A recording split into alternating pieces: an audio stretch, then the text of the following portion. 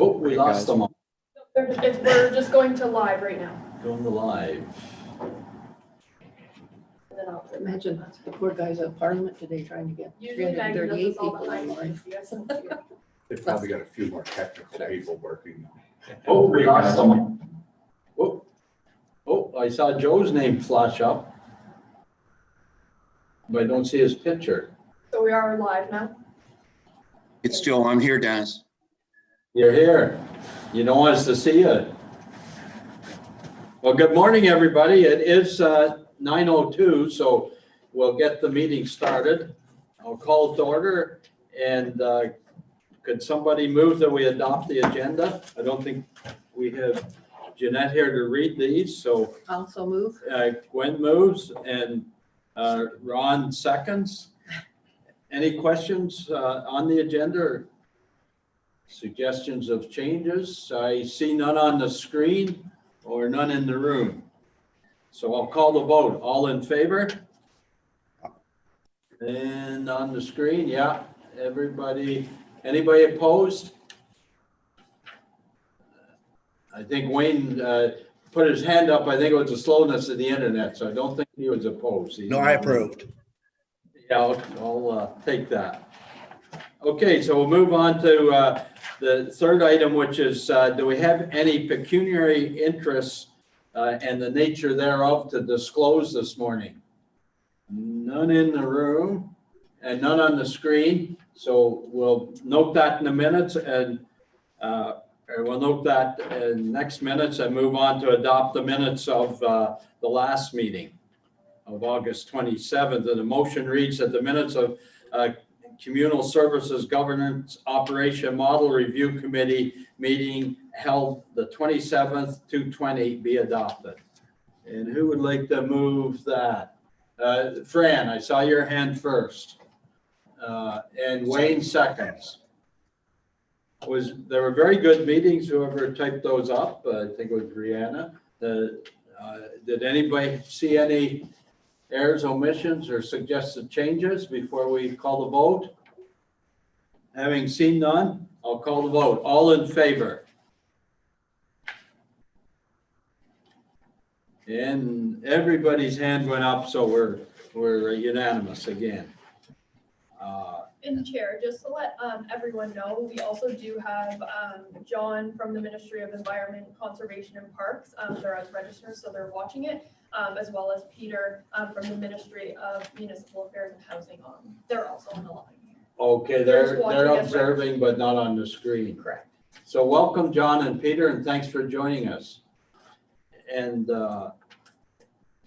before we move into deputations, I guess I should report back that thanks to Ron, Jim, and Wayne, we had a meeting last Friday to interview the two shortlisted candidates to do our consultation.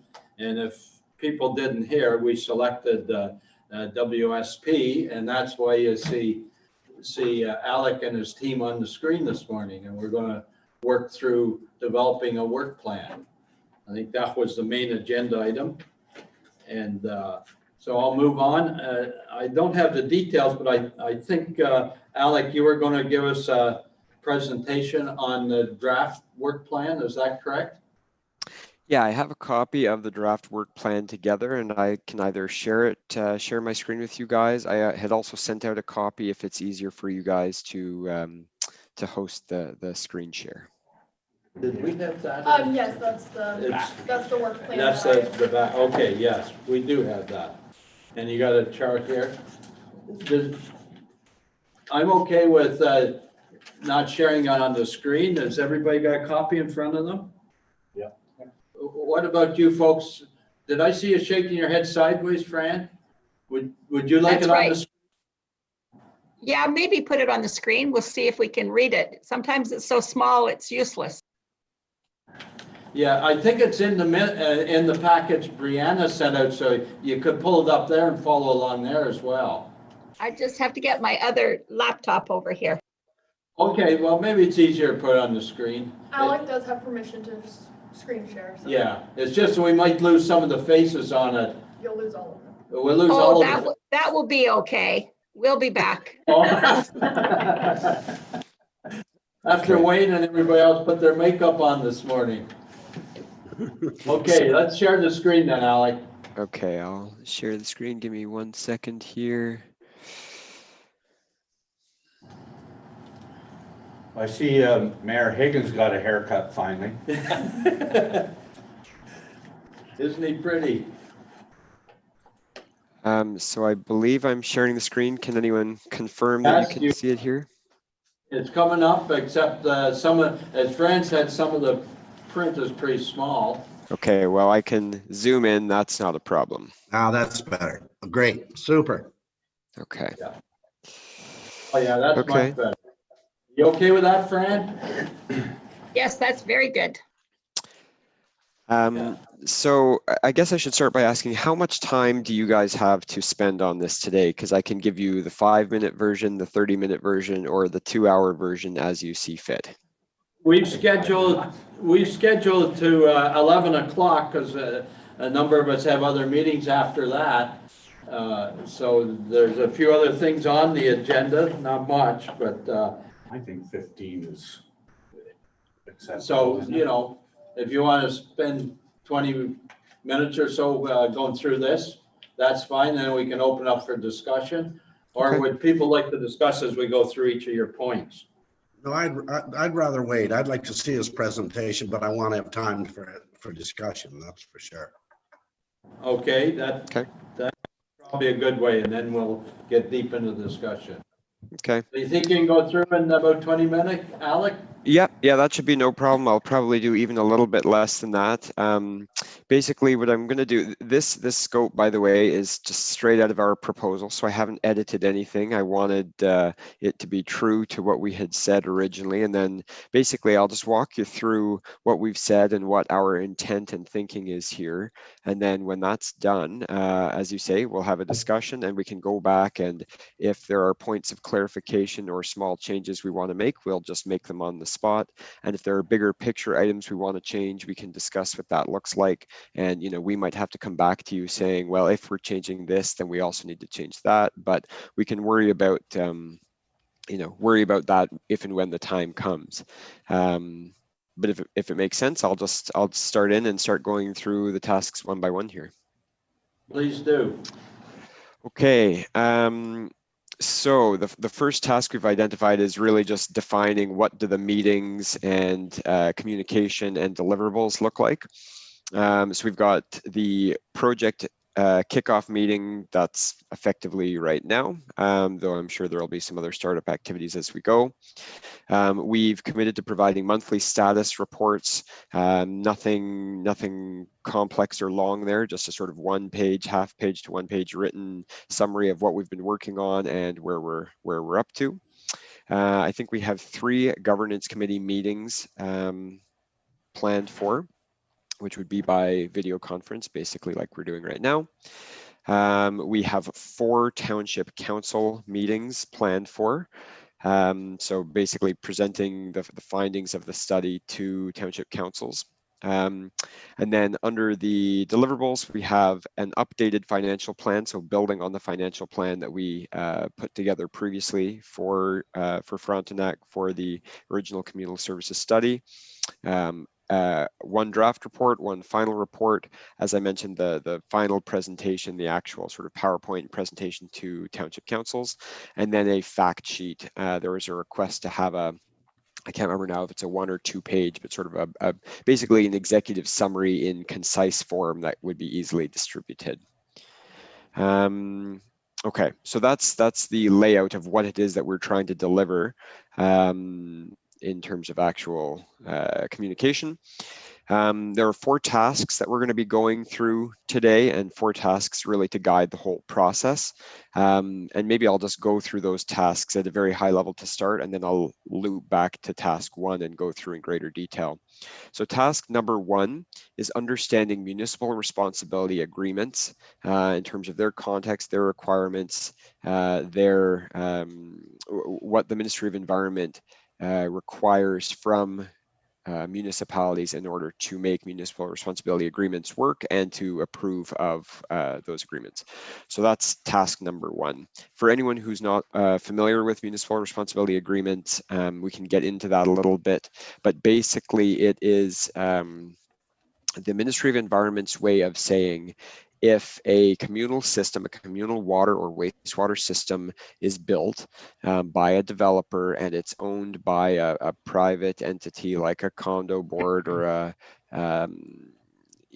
or a developer, whatever, if that wastewater system falls into disrepair and the developer or the owner cannot or does not pay to fix it, then the municipality who has approved the development is on the hook to cover that financial obligation to fix the water wastewater system. In other words, the Ministry of Environment does not want to pay to bail out a failing system. They want the municipality to do it. So that's task number one, understanding that in better detail. Task number two is a best practice review of governance and management structure for utilities and municipal boards. So basically looking at other municipalities around the province, ideally, or across Canada to figure out when these boards and utilities have been started up, what were the challenges, what were the successes, what is the common strategy, what can we learn from what has happened elsewhere.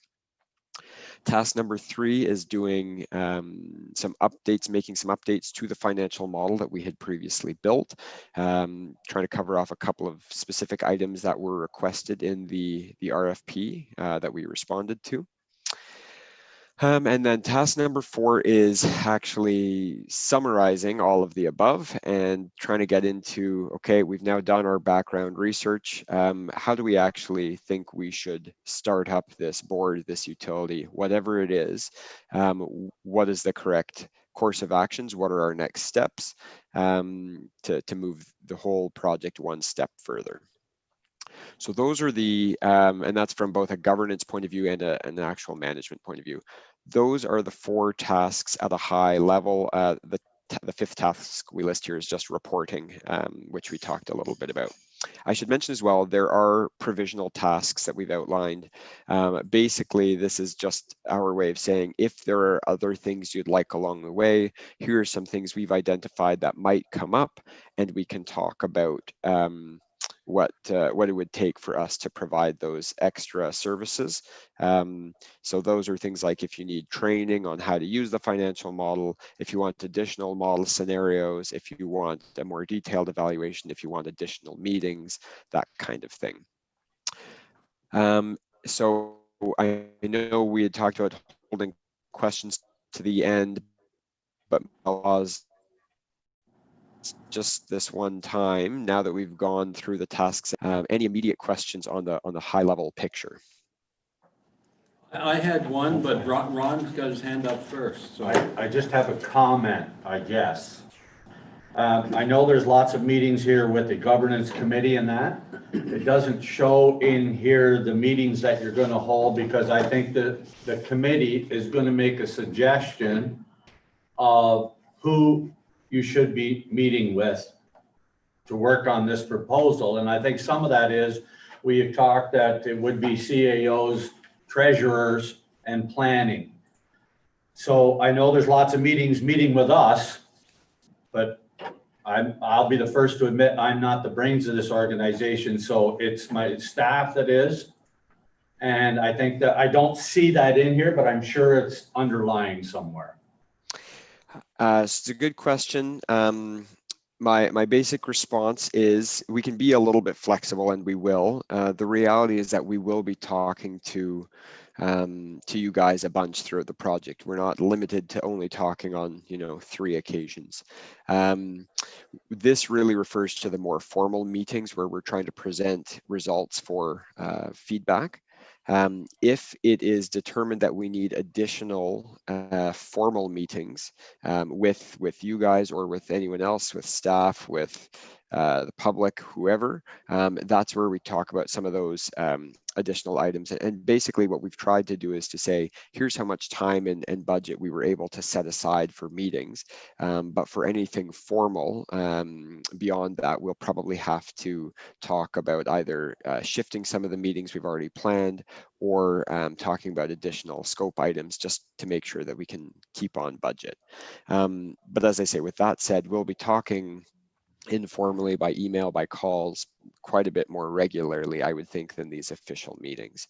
Does that make sense? Just to follow up on that, it's more important for me, for all the staff to agree that it's a working plan than meeting with me 3 or 4 times.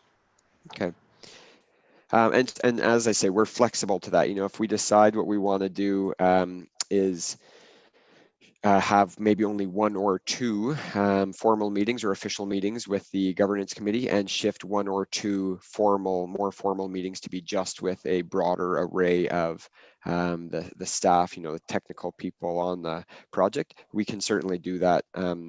As I say, it's really when we lay out a number of meetings like that, it's more to make sure we understand what the time commitments will be. But it's not set in stone with whom we have to meet with or anything like that. Thank you. I think the formal work plan that you presented calls for at least 1 meeting with each of the municipalities, and we would want the staff in those meetings, which I assume that's in the plan. But the comment I was going to make earlier was based on discussions from the last meeting on the MRA. It was agreed that ultimately the municipalities are responsible should the system fail.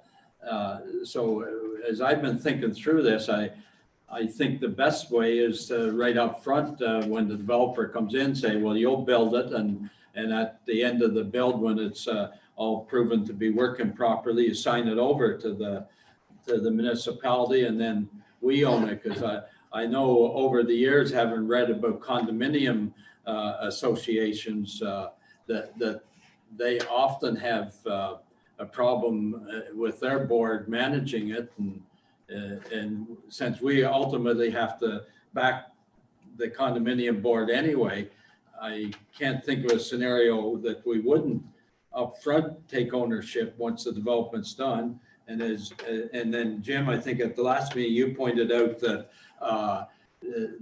you don't need the MRA if you own it. So that's something I think we'll get into deeper in the consultation process. Jim? Yeah, well, one of my questions was going to be is if under task 1 we could contain a section as to how there could be a municipal takeover or ownership of the system that the developer constructed. I agree with you, Dennis. I think in the longer term, the right solution is perhaps to have the developer construct the system, get it operating. Perhaps there's an MRA that's in place to get that done, but there's also provisions in an agreement where it's going to be taken over by the municipality during certain threshold amounts. And I think it'd be nice if the consultant provided in their work plan what would be a typical threshold amount. Is it 60% ownership of the system, or by the ratepayers are going to pay for it, or what's kind of the normal for a takeover to occur? So I'd like to see that added in as an item in task 1, perhaps. Yeah. Fran, So would would I. Fran, I see your hand up. Go ahead. Yes, I just want to comment on Ron's point about the CAOs and treasurers being involved. Is there any reason that they could not be observers to our committee meetings? Because I'm with you, Ron, the more heads involved in this, the better. And I think definitely if we're going to have a good sell with this, we need to involve those folks in the beginning, not in the end.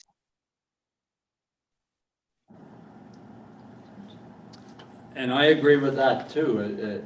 I guess probably none of them have been invited to this meeting, but hindsight, maybe we should have. I know we have one on. You do? Yeah.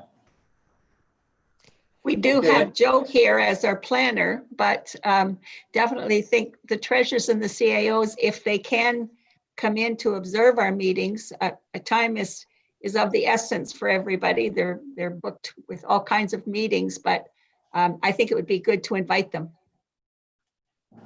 Yeah. Well, at minimum, I think Joe and Claire in South Frontenac. Is Claire on today? Well, she said she was listening. Okay, so yeah, but you're right. You and Ron are right. We should have our CAOs on as well. Well, and just if I, the reason that I mentioned treasurers too is because it's a financial model that puts us on the hook. And I don't want to just say because it's our treasurer, but our treasurer is very smart. And I have all the confidence in the world in her, and I really need that confidence to approve stuff. And if my treasurer and planner, CAOs from all the municipalities in the county say it's great, then I feel great. Very good point. At the next meeting, should we just invite the treasurers and CAOs and for those who have the building department? Well, I would like to say that I don't need to listen to them in a meeting. I think it's WSP that should be meeting with those people. And they can do it collectively. It doesn't matter, the Joes, the Kelly, the treasurers. They can do that in their own meeting, WSP, to get some of those details. I don't need to listen to them, but I want the assurance from my staff that they understand it and that they're comfortable too. Okay, so Can I make a suggestion, Mr. Chair? yes, Can I suggest that perhaps they be invited to attend and observe each one of our meetings, and that the consultant, WSP, sets up a separate special meeting that he'll, whether it's reducing one of ours or not, but at some time, perhaps further along in the process, when we're at the point of coming up with a governance model, to take some time and meet with the CAOs and whoever you want to designate as being the right people from each municipality. Yeah.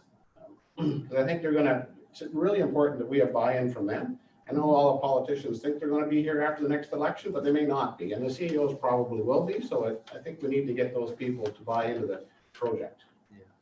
COs and treasurers. Dennis? Yeah. Did somebody? Dennis, can I make a, yeah, it's Yes. Ron here.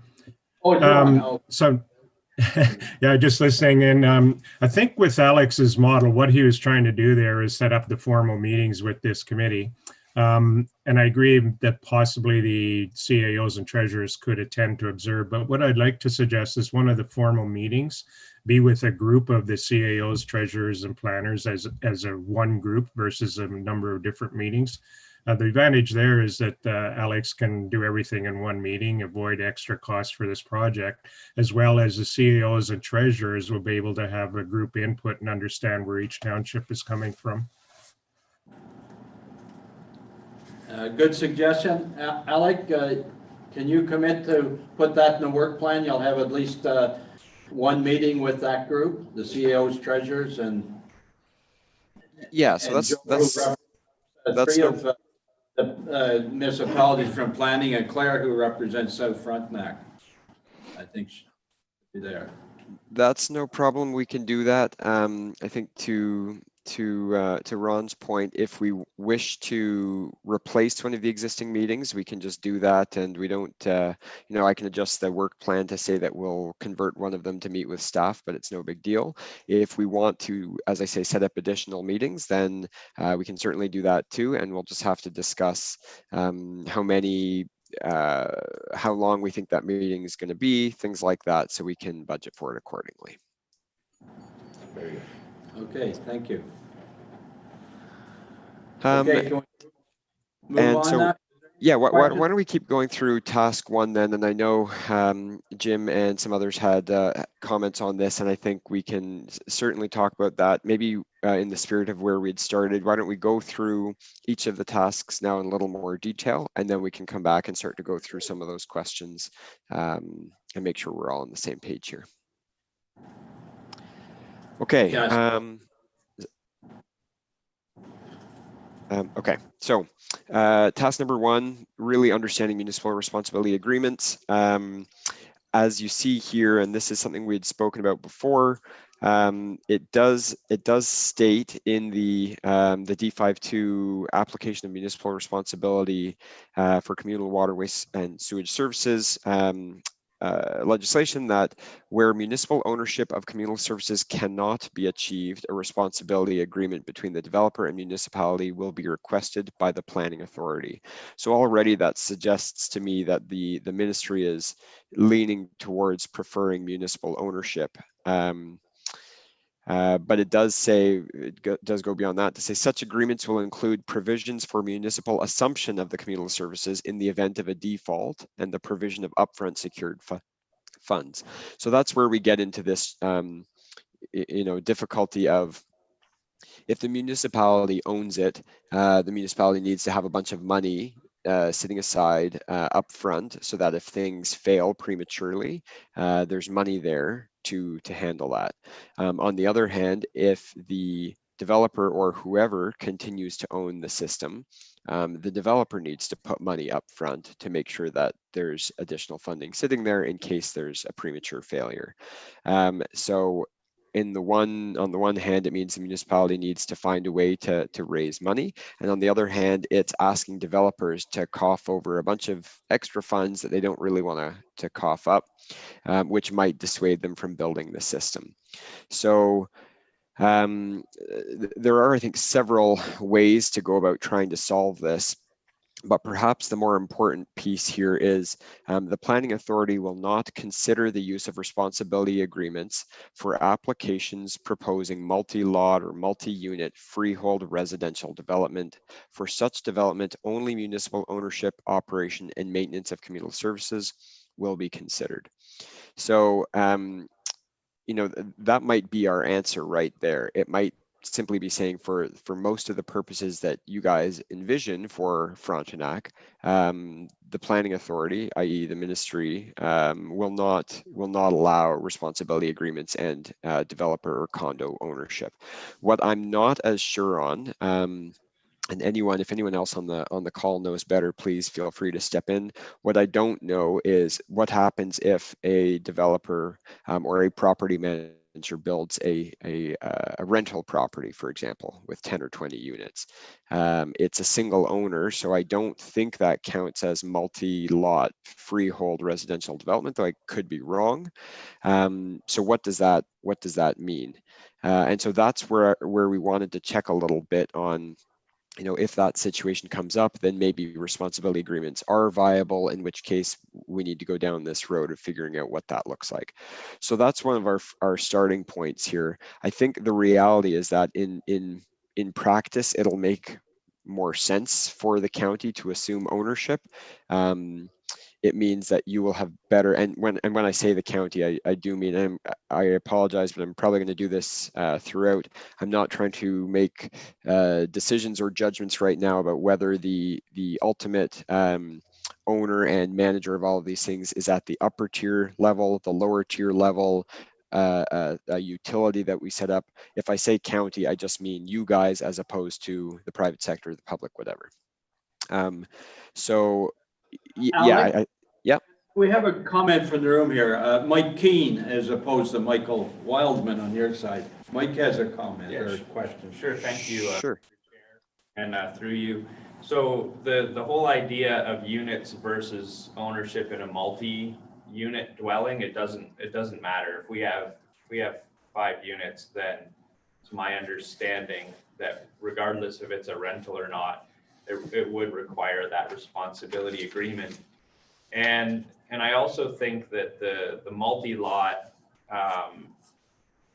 call it a subdivision for lack of a better word, it has to be considered, because that's the primary way the development is occurring in the 4 townships is through mostly single detached lot creation of some fashion. So I think this is a tool that the municipalities will be able to use for both bringing in rental apartments, senior housing, but it's also a way to create more dense housing within the villages. So I wouldn't want to like draw that. I appreciate you're saying you're not trying to draw conclusions now, but I'd be hesitant to draw the conclusion that it has to be municipal ownership. I think that's really why we're here, is to find all the paths that are possible. And it might not be the same solution for each project. Each one might be slightly different. Totally agree, and that's exactly what this task is trying to get to the bottom of that, basically to improve our own knowledge and talk to the Ministry of Environment to leave no doubt as to what is or is not allowed under what circumstance, so that we can at least paint a picture of here are all of the options. And as you say, it might be different project by project, and we need to be prepared to handle that. Or you guys need to make a decision somewhere along the way that says, we know these are the 3 different options, but we only like option 1. It makes it our lives simpler or better if we only allow X. And maybe that's the way we go, and maybe it isn't, but that's exactly what we want to explore in this task. Thank you. Any more questions before we move on? No. Carry on, Alec. Okay. So that's task number 1. Task number 2 is this best practice review of governance and management structure. So really trying to find industry best practices here with respect to startup and governance of utilities, whether it's starting a utility, whether it's contracting out to other utilities, whether it's starting a municipal board, or that kind of thing. So we've said here that we will do both desktop research, but also primary research through basically surveying, interviewing 3 to 5 other municipalities in the province or around the country, trying to find, ideally communal water and wastewater utilities if and where those exist. But otherwise we can look at electricity or other types of utilities as comparators. Things we want to look at here. So incipients, why, when, and how utilities are formed. Board composition, what's the purpose of the board? How big is it? What are the roles, responsibilities? How does that board report to and communicate with both council and the community? What are the funding and ownership models for that utility or that municipal board? Participation, this is where we'll get a little bit into lower tier versus upper tier municipality or regional management structure. So trying to figure out how have others gone about solving this problem, or where does the planning and the authority and involvement usually lie. Scope, can we fold other services into this utility? If we set up a utility and it's just for water and wastewater, can we later add other utilities in if that's deemed of value to the county? Risk mitigation, so basically identifying the risks that were found in other municipalities and how did they try to avoid those risks or at least minimize them. Investment policy, so determining and assigning funding to community reinvestment or capital replacement initiatives. So if the county itself wants to install a communal system, how does that investment work? What does that look like? And then any specific operational considerations, again, or lessons learned from other municipalities. So that is task 2. As I say, really just trying to see what have others done, what have they done well, and what have they not done very well, so that we don't repeat the same obvious mistakes that others have made.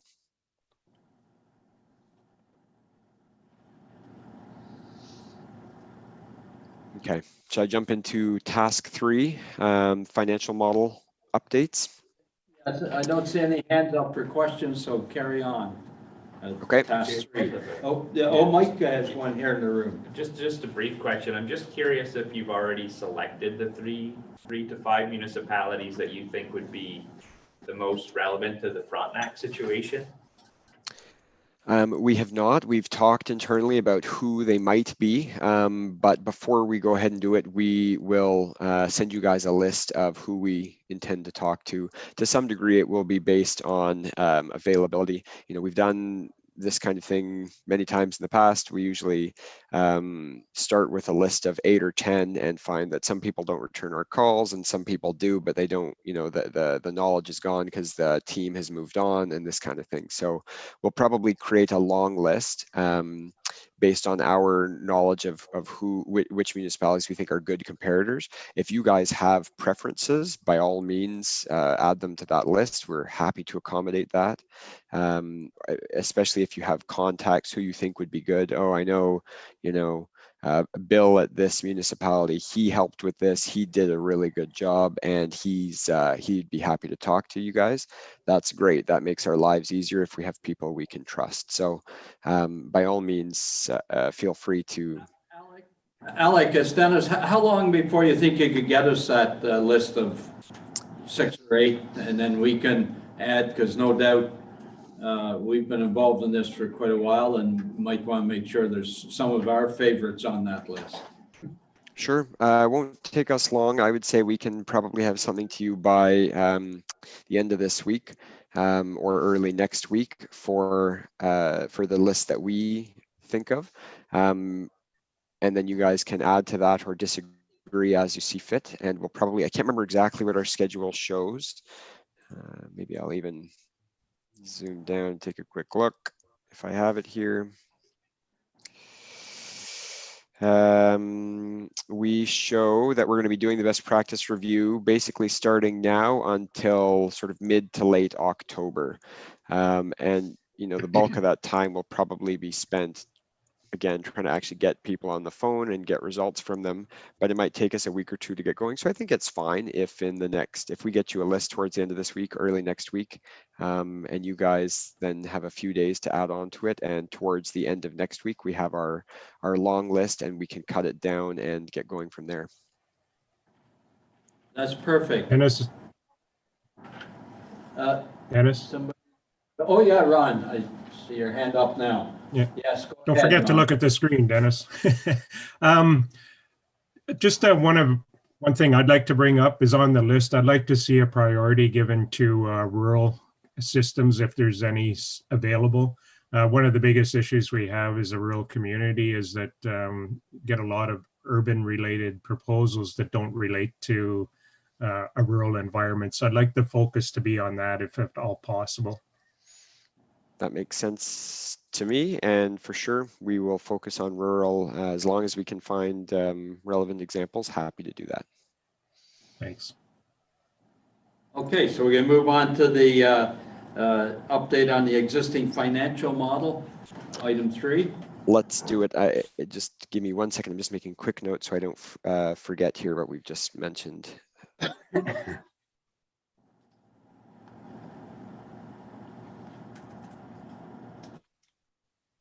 Okay, great. Okay, item 3, financial model updates. A quick bit of background for anyone who doesn't know, under the previous assignment that WSP completed for Frontenac, we built an Excel-based cash flow financial model, basically a model which allows the user to say, I've got 3 developments that are going to be built or have been built. Here's how big they are. Here's when they're being built. Here's how much water we think each unit uses per day. Here's the cost of building and maintaining a water and a wastewater system. And it's a big series of inputs like that. And out the far end, you get projected rates for what we think users will have to pay on a per cubic meter basis for water and or wastewater to make sure that the costs of that system, the full life cycle costs, are covered. So that includes it does not include initial capital construction because that's assumed to be completed by the developer, but after that it includes operations and maintenance, it includes eventual replacement after 30 years, it includes trying to cover off premature failures and the costs associated there. So effectively covering what would be covered under a municipal responsibility agreement. It folds all of that into the rate structure, stabilizes those rates. So effectively you pay the same amount per cubic meter every year, adjusted for inflation, but otherwise it's not going up and down every time you have a new maintenance item that comes up. That is the intent and the goal of the original model. But the the items that we've proposed to add on here based on the request in the RFP are, number one, a feature to calculate developer cost premiums for financial assurance. So in as much as we are going ahead with the, that financial assurance municipal responsibility agreements are permitted and of interest to the county. We need to figure out what does that mean for developers. The financial assurance guidelines stipulate right now how much money the developer needs to set aside to provide the financial assurance to sort of back the municipal responsibility agreement. So we want to figure out, what do those cost premiums look like for developers, and is there a way to minimize those using the concept of portfolio risk, which is something we haven't talked about much, but basically it's another way of saying we understand on a one-off basis if there is a communal system, a water, wastewater system, that we need to have so much money set aside in case that system fails. But if we were to have 10 systems up and running, we don't necessarily need to set aside this much money per system. It might be this much money per system because we've got so many of them. We know they're not all going to fail in a given year.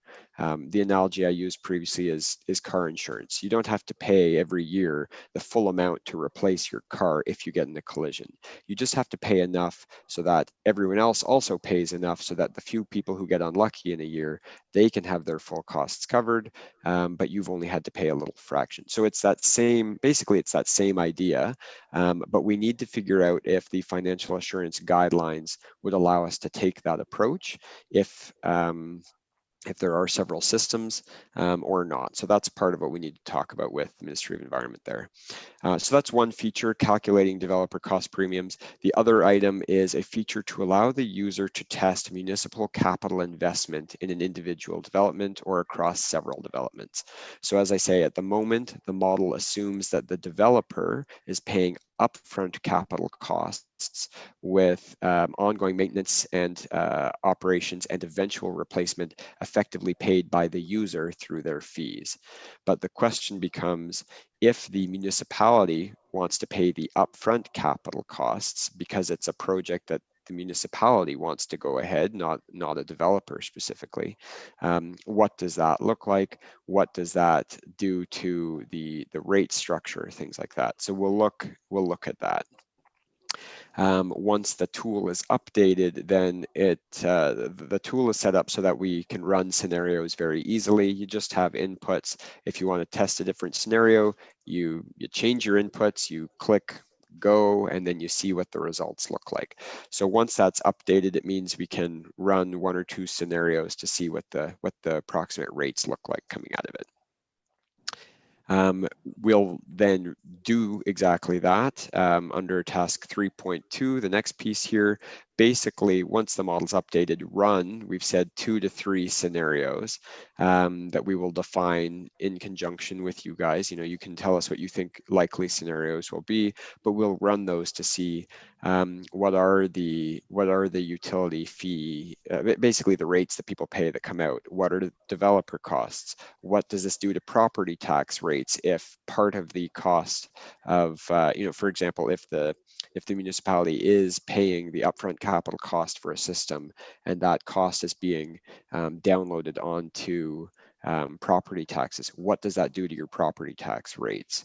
If the county wishes to borrow money up front to minimize the developer financial obligations up front, or again, if the county is in effect the developer, how much money do you need to borrow, and what does that look like? So those are some of the things we want to test by running these scenarios, just so that you guys have a sense of where this is all going.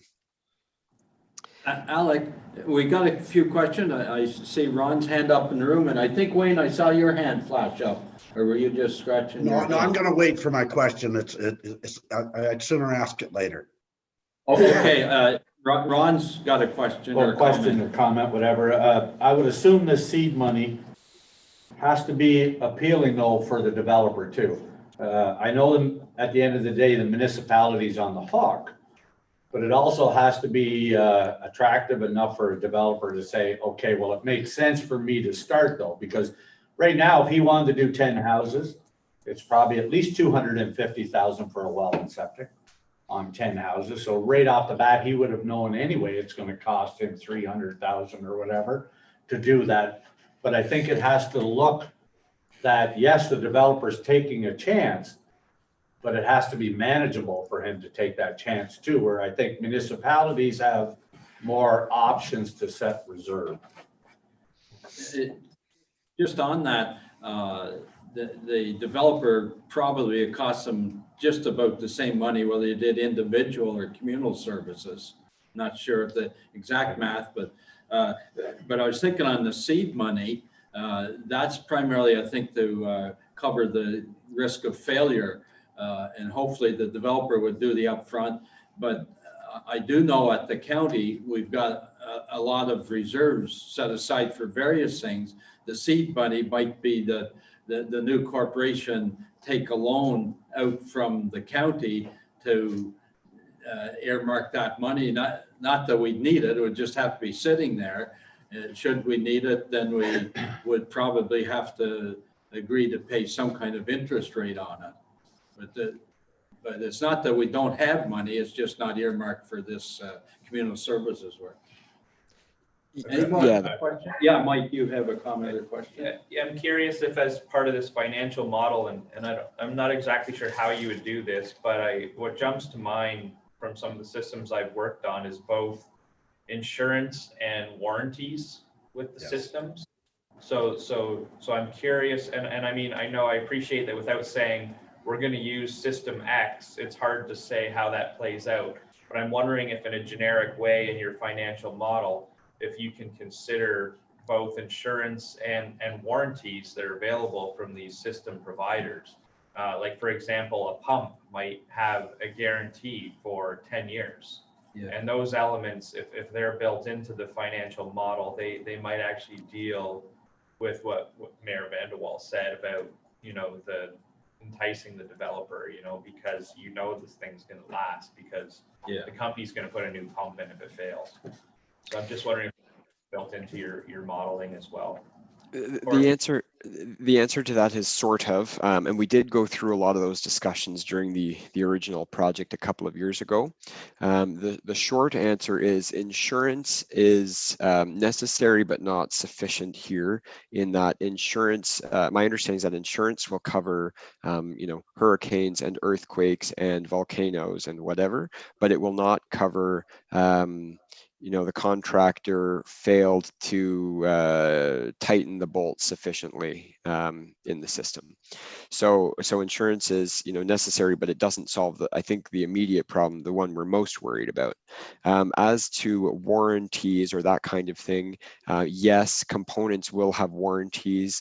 One challenge is that they're all of varying lengths. So as you say, a pump is maybe 10 years, but this other part of the system is 1 year and this is 5 years, etc.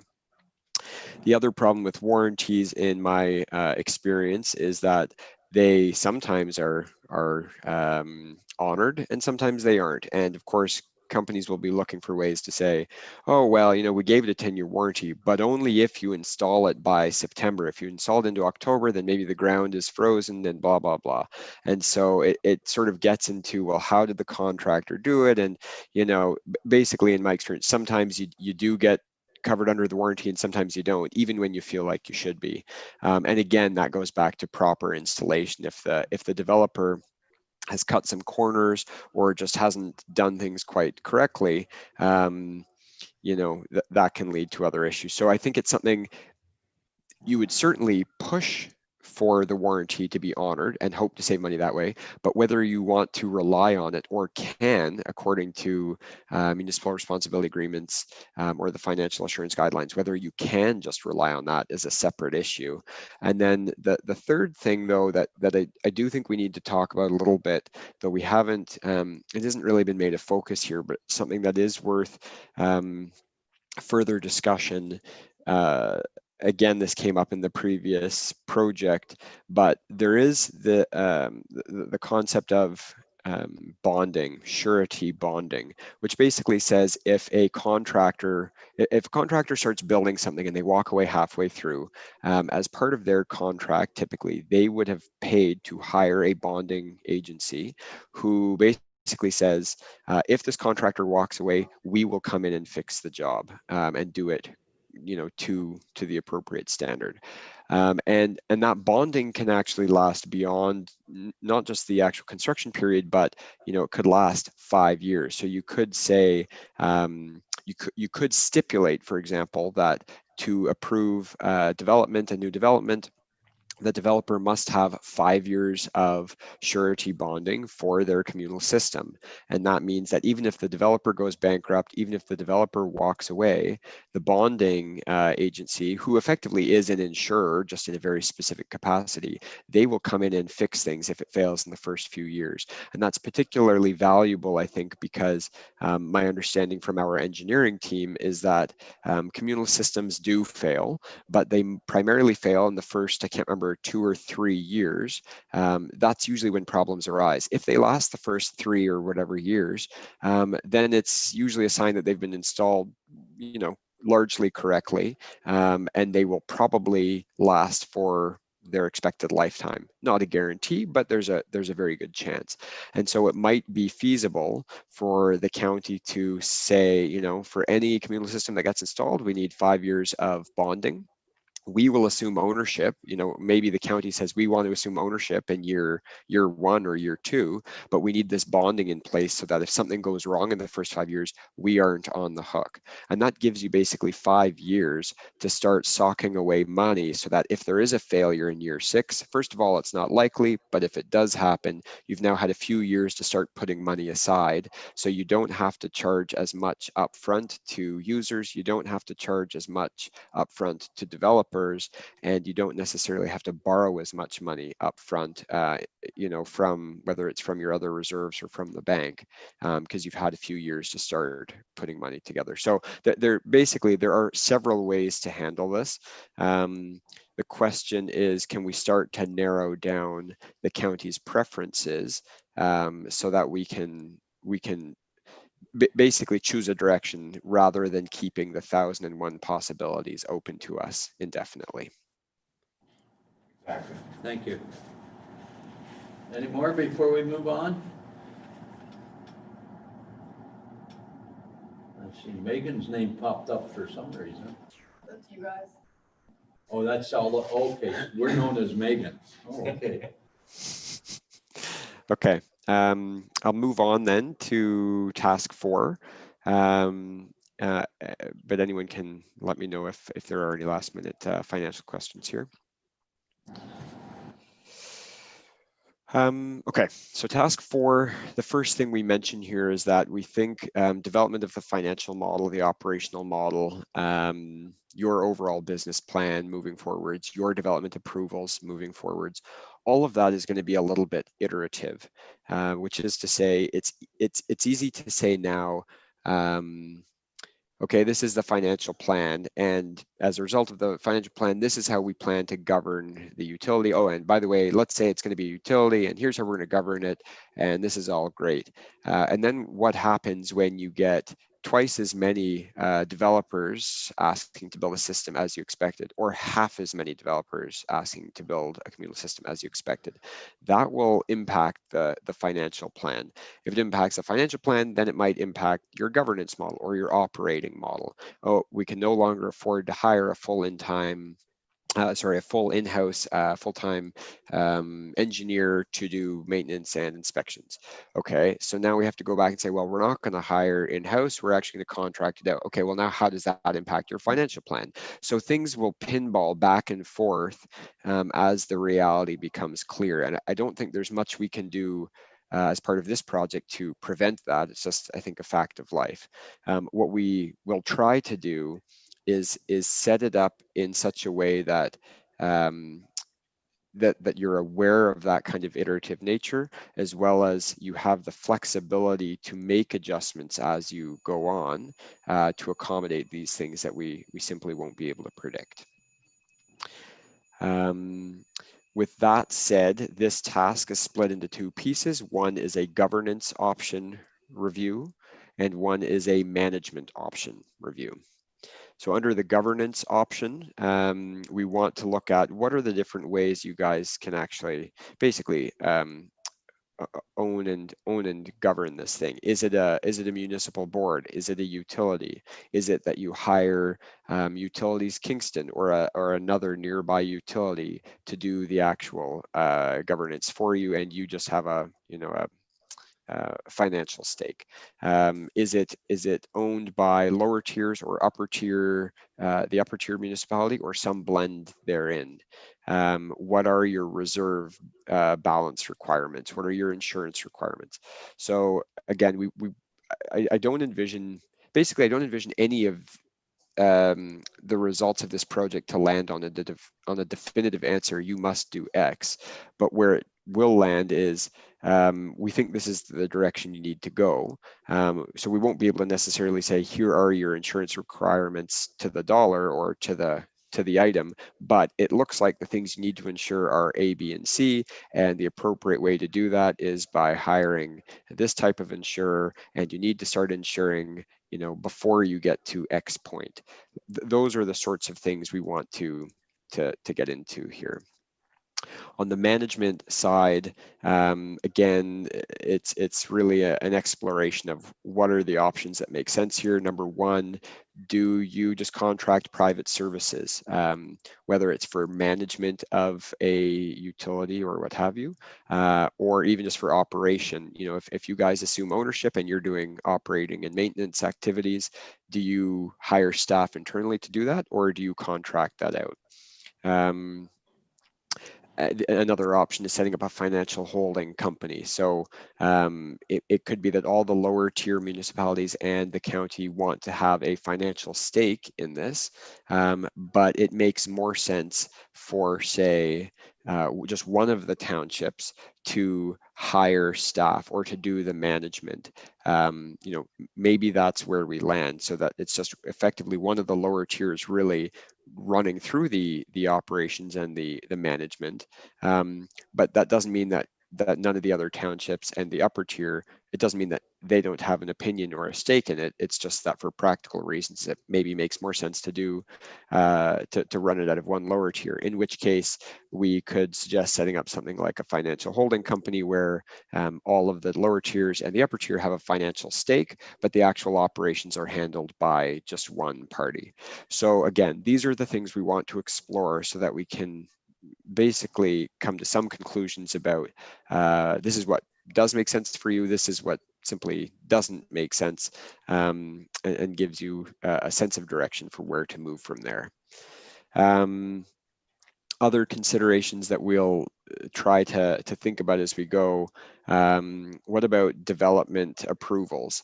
Does it make sense for you to approve 10 communal systems all on day one if there's enough demand for it?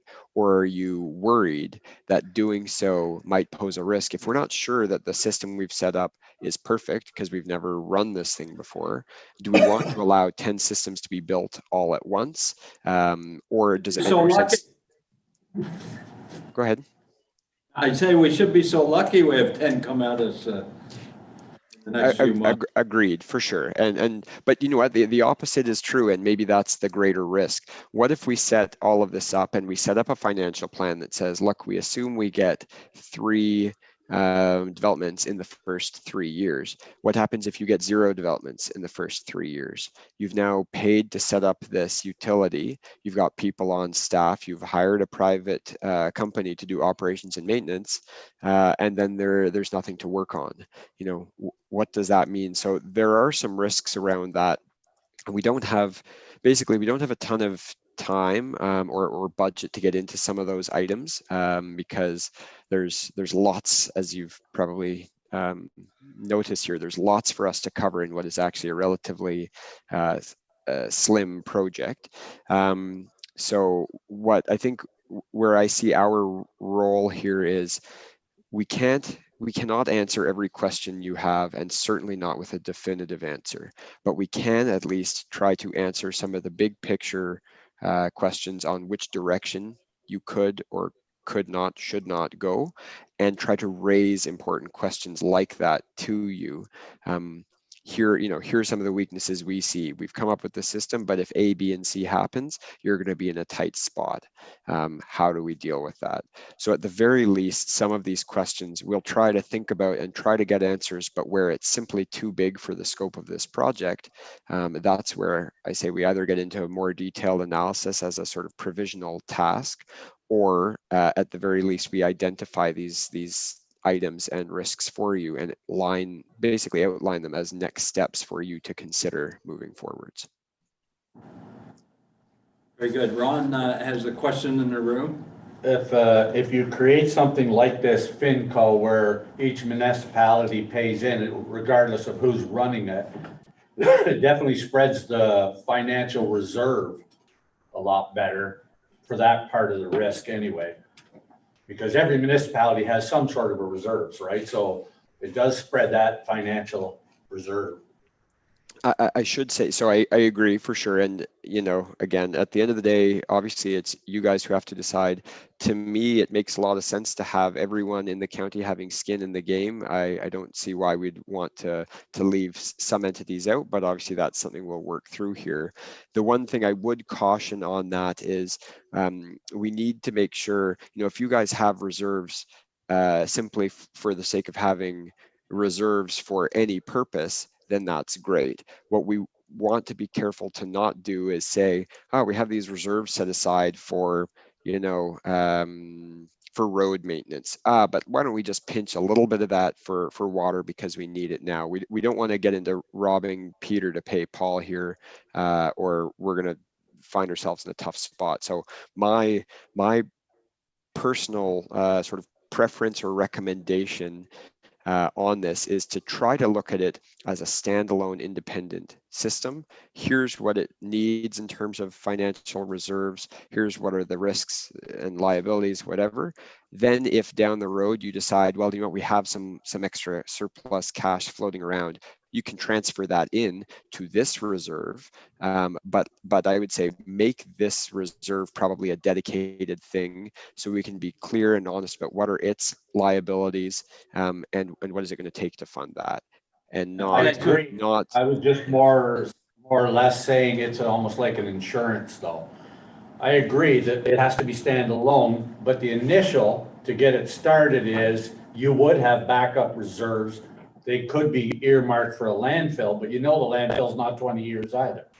So I'm just saying to get it started, most municipalities would have reserved that in case of a failure or something to that effect to at least support it to get going.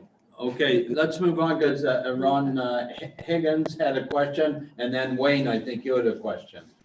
So Ron first. Thank you. I have two questions, or just a comment, I guess.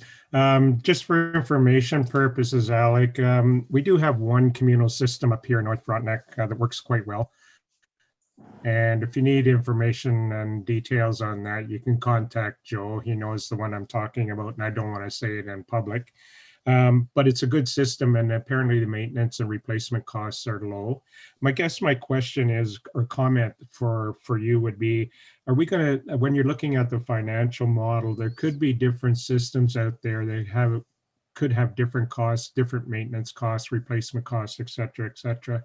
What I'd like to try and avoid is let's just assume that one township or the county is looking after this, is we don't want to get into a scenario where we're having different costs for different developments. It'd be nice to have one cost throughout the county. So that's just a comment.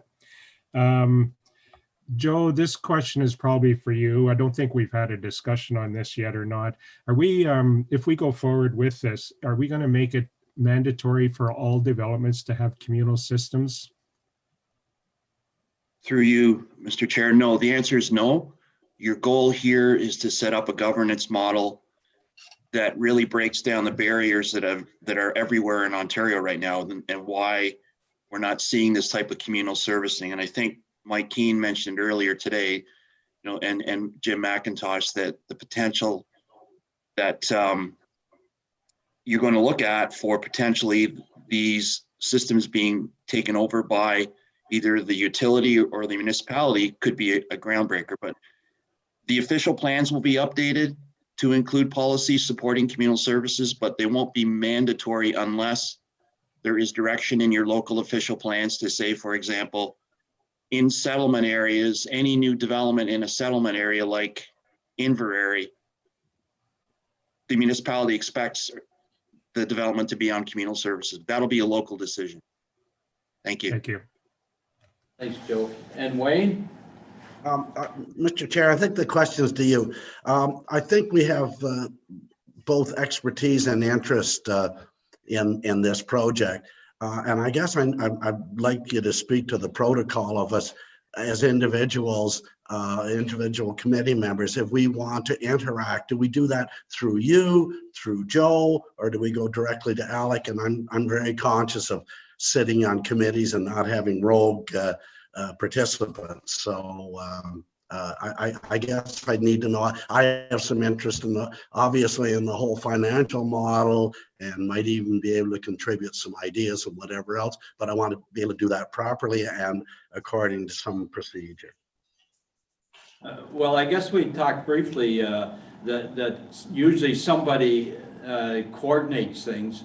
As chair, I don't mind coordinating things if there's something that comes up in between our meetings. Given we'll have a limited number of meetings, 2 or 3 or whatever with Alec, maybe the most efficient way is if you have something that comes to mind a couple of weeks before we're going to meet next that you want to share, probably better to come through me and I'd coordinate getting get it to Alec and the team. Would that work? That's fair. That's fine. It was a question only. Yes, yeah. Does anybody else have any comment on that? Well, I was just wondering if, I mean, obviously Wayne has a lot of experience in financials. He's commented the last meeting of all the companies that he knew where they've done this. I don't have a problem with it. I don't have a problem with him making some comments, or if WSP had some questions, but I think if Wayne has a suggestion or a comment, he should CC the committee. At least that way it's all above board and everybody knows. Well, that's transparent, yeah. Perhaps address it to me and CC the committee. Brianne, one. So usually like with comments and stuff like that, it usually has to go through me so that I know all of the information and can keep track of it, so then I can send it out to you guys. And also contact with WSN. That's So fine. that everyone has the Yeah, I information. think we copy you as well, but given this as a committee of the 4 municipalities as opposed to the county, it's probably slightly different, but I agree you should be copied as well as the committee. Well, Brianna can send it out then, that she knows all the players. Yes. Is that fair enough? Are we ready to move on, Alec, to number 5? No, Ron's got his hand Oh, up. is Ron got his hand up again? I'm sorry, Ron. Did you have another? No, I was just doing a thumbs up. I agreed. I think we might have a question from Fran though. Do we? Yes, I I'm just lost- going to have to start being loud because you're not seeing my wave, I guess. I think, Oh, you're not even on the screen, Fran. I don't know what happened to you. well, there you go. See, you But- forgot about me already. Anyway, I think Oh, any, no, well, you're back on now. okay, I think any comments that we want to make as a committee, we should send them through the chair and Brianna and copy everyone, because we're only having 3 meetings and people's comments are important because it may stem another question from us. So I think the more we communicate as a whole, the better. Good point. I guess we have to be careful. Oh, I got a cramp. We got to be careful we don't get in a debate inappropriately in camera. Or Got Charlie horse, I'll have to walk with that. in social, Yeah, go in ahead. social media. And so just to add to then all of this, what I think would be really helpful for our team is that if we could have 1 or 2 people that we send all of our communication through, totally happy to have as many people as you want CC'd on this.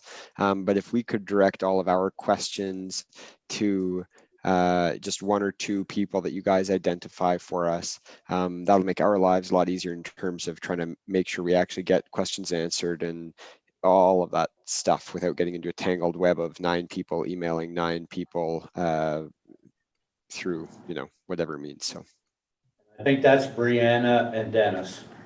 okay, Agreed. I agree. Is there any more questions on the point 4? Well, I think we should take a 5-minute break and get back at things. And I've been sitting too long here. Hey, everybody okay with 5 minutes? So a quarter after, that'll be 7 minutes. I'll just say, set the time. Sure. Okay. Stretch your legs. Ooh, I hate when those things break.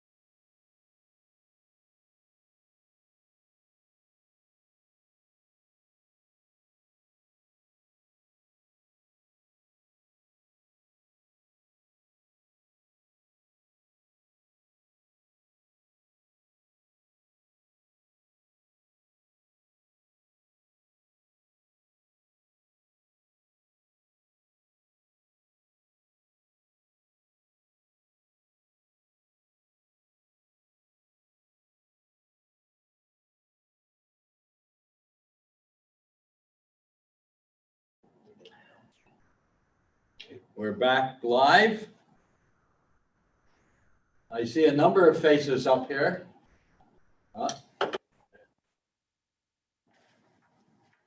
Andy is up, Fran's up, Alec, Wayne, Ron, and Michael Wildman. And Joe is on voice. Salah is back. Okay, we're all here. Let's reconvene. I think we're moving on to number 0.5, task 5, reporting. So task 5 is quick and easy here, just in the sense that it's really Do you just wanna trying to speak up? say we are. Sure. Sorry, is this better? Yeah, now we can hear you. Okay, sorry. Task 5 is really just to say we're going to produce a draft report, one draft report summarizing the findings of tasks 1 to 4 for your review. You guys will review it, give us feedback. We'll do one final report, and when that's done, we'll do the two-sided fact sheet. Nothing too complex in task 5 in that sense. Yes, the reporting. Mr. Chair? Yes, Jim. Alex, I'd like to see the final report include a section on what I'm going to call next steps. What would need to be done to move this forward? So maybe it's a list of what we need to do for governance. We're going to need to set up service standards at some point in time, and it's just a list. It's not an all-inclusive list, but here is an idea of some of the next steps that would need to be done before the first system gets approved. Would it be reasonable to add that in there, Alex? Yep. As a I don't see. 5.4.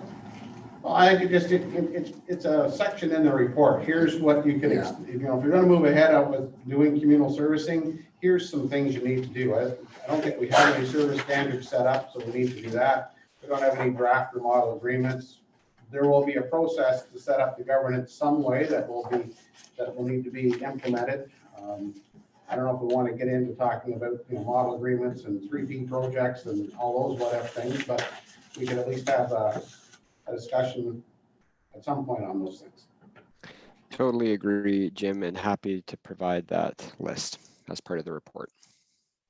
And Fran, you had your hand up. Go ahead. I was just going to say that's very important for Central Frontenac because we have a seniors housing project that's really sort of just sitting, waiting in the background because we need to take a look at a communal service and how we're going to develop a major piece of property in the middle of the village. Good point. Ron Higgins, I think you had your hand up as well. No? Okay. Gwen has a comment or question. It's a little over, it's a question that may not fit in anywhere. But anyhow, I was wondering if we are going to be considering bringing any of the existing communal programs into this governance model or finance model. So should that be included anywhere within the discussion points? It could be. What do you think, Ron Higgins? You've got one up there. I think you've got one as well, Ron. I would say I would probably say no to that. This should only apply to new developments going in. These are privately run systems, and they've been running them for years quite successfully, and they're under the inspection criteria of public health, etc. I think it would be unfair to ask developers for a municipality, let's say a municipality, to take over their system and then start charging them on behalf of that. I don't think that would be right. But just given that the discussion points out that even private ones, the municipality would be on the books for if should anything go wrong, should that might be a consideration, as well as maybe it's only an invitation to the current ones being held that this is an option that they aren't excluded from being considered. Just putting it out there as a non-political. Yeah, good point. I would agree. Giving them an option. I think that's a good idea. Fair. Deputy Warden, you've had a.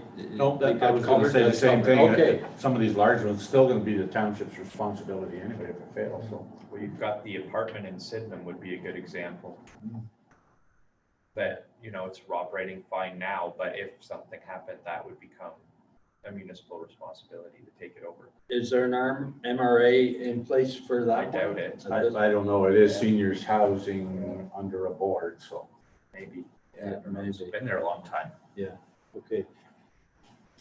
Any other comments? I have one more, are we done actually? Are we getting close to done? Are you done?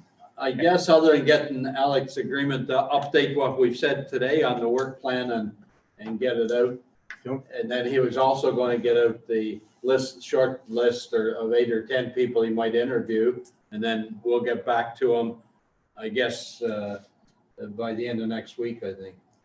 The only question I'm asking is, and it's just for my own comfort level, I would like to see WSP meet with and work with those CAOs, treasurers, and planners from all the municipalities, I'm not excluding anybody, early on though, to get their comfort level and some comments on it. That's all I'm asking. Because I would want agree with that. level of those staff members to say, I'm comfortable on how we're going to move this forward. If they have a few suggestions, I would like them to do that early, and then that's fine with me, but I need their input. And you, I think, are suggesting that's before our next meeting. Before, yes. This group meets again. Yes, it needs to be early on when I think they're starting to get that comfort level. Good. You want the comfort level rather than their input of what has No, been done? no, I want WSP to meet with those staff and they will give them their input. Don't worry about it. Yeah. But I want them to have the buy-in to the whole thing too, and they need to understand it. Because I know Fran was concerned that saying of municipality, she's nervous about it. And I think staff need to understand it too early on and have some comments so that they're comfortable with it too. And they can assure the mayor. Okay. So in effect, then I guess basically a meeting not unlike the one we're having now, basically to walk them through. Here's what we plan to do. Here's what we think are some of the important details. What are your thoughts? What are your complaints, basically? Yeah, and you can present the updated work plan that after our input today with them. Yeah. Sorry, Yeah. will that meeting be minuted and will it be copied so that we know what their comments are and include that for this I meeting? think it should be. I don't know. Brianna has some time to participate and write up the minutes for that meeting? It just depends on the date. Or do we leave that up to Alec to write up, or is that not fair? I'm comfortable leaving it up to WSP to set it up and they can do the minutes, and if Brianne's available, she can definitely follow in. Is that fair enough? I don't think we need. Yep. I think, if I may, As long as and we on get- that, I think it's part of WSP's responsibility as a contractor and as part of the consultation process that they have the meeting, document what happened at the meeting and present to this committee. Right.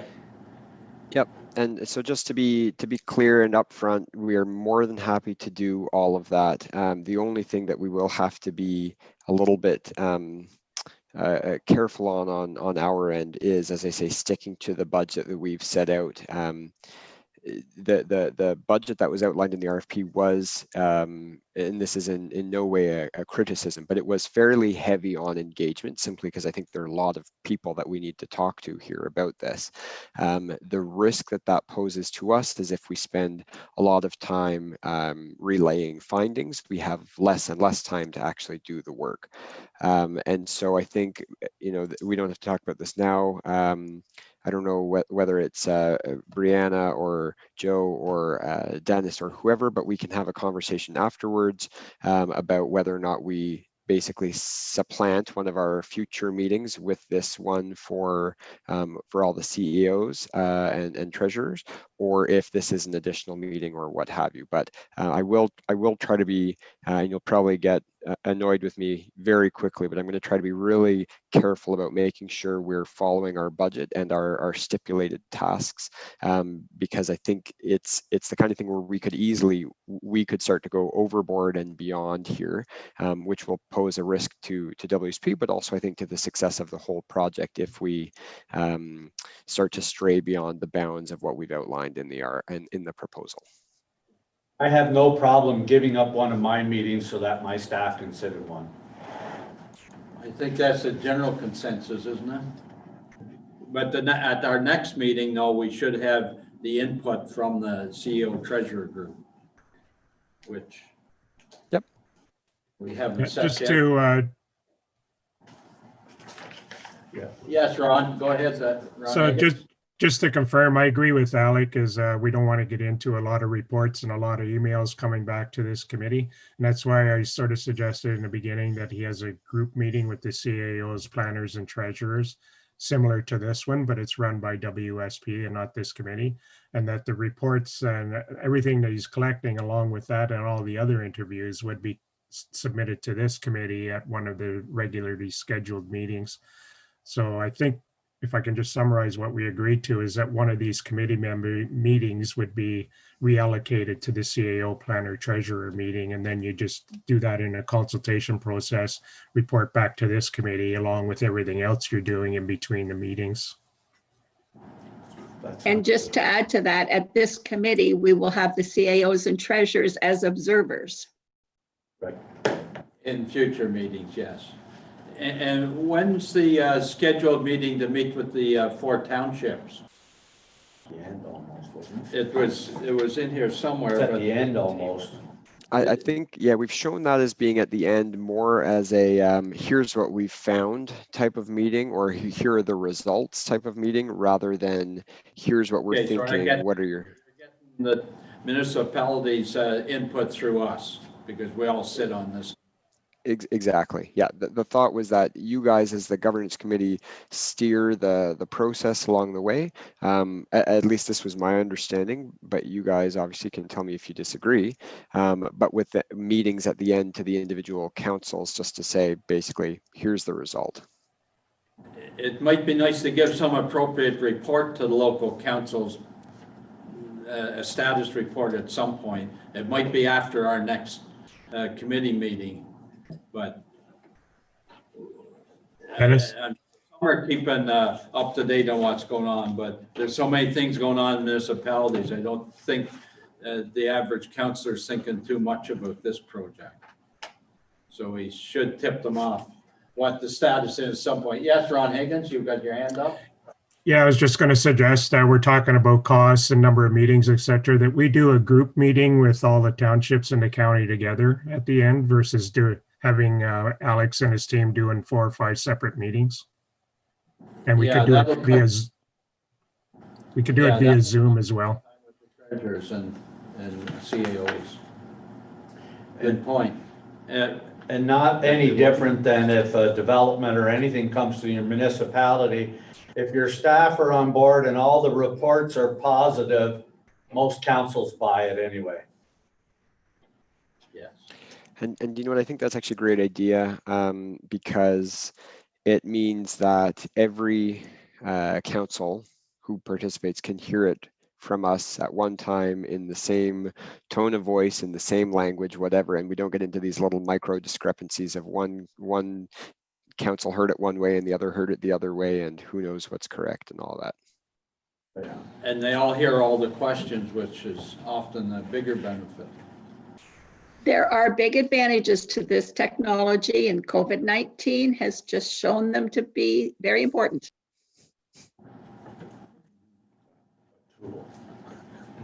Okay, anything else before we move on to? Okay, any other immediate questions for our team? Any questions for the individual team members? At this point, I don't see any. They're probably hiding on your second page of cameras here. Well, now that your presentation's down, we can see everybody. They're all patiently Oh, waiting. good. Okay. That is smiling away there. Yeah. And that is. Okay, well, I think we're down to the end of the agenda. I want to thank you for all your input today. And the next on the agenda is communications. I don't think we have any today or any other business. So I guess the only other thing on the agenda is the next meeting. and I'm not sure it's premature to set it because we don't know when you're going to meet with the CAO's treasurers. But I'm thinking out sort of like a month, 6 weeks from now. Is that Yeah. what everybody's thinking? Something of that time frame? Yeah, and if I can just add to that, I think it might be worth, we can go back and look at the schedule. We'd proposed timings, but I think we can shift those a little bit if we are going to take one of the meetings that was originally scheduled with the governance committee and devote that to an earlier meeting with the CAOs, et cetera. Then we'll probably juggle the other two meetings a little bit. To fill that gap. And so I think probably about 6 weeks is the right time. But we'll make a note of that and send that out to you guys for you to confirm or disagree. Perfect. Just one clarity on that. Yes, Mike. Well, I'm just curious if the township council presentations is going to be compacted into maybe 1 or 2 meetings now, then you might not need to give up one of this group's meetings. Just, that's kind of what I was hearing. So I just thought I'd just throw that back out there when you're kind of revising the schedule with those thoughts. That's the way you see it? Yeah, that is a valid point. Let us go back and look at the schedule and the budget and everything we have set out. But that is a good point. We might be able to just reallocate some time from there to the CAO, et cetera, meeting, and actually keep the other, the 3 meetings that we have scheduled with the governance committee intact. It's not a bad idea. Yeah. Perfect. Call of the chair. Okay, so we'll get back to the committee when the next meeting is possible. Expect somewhere about 4 weeks out, we'll have set something. Okay, shall we adjourn the meeting? Gwen and Mike, second, all in favor? Thanks, everybody that came in by Zoom. Have a good day. Thanks, you too. Thank you. And stay Bye. safe Bye. from this Thanks. Thank you. virus.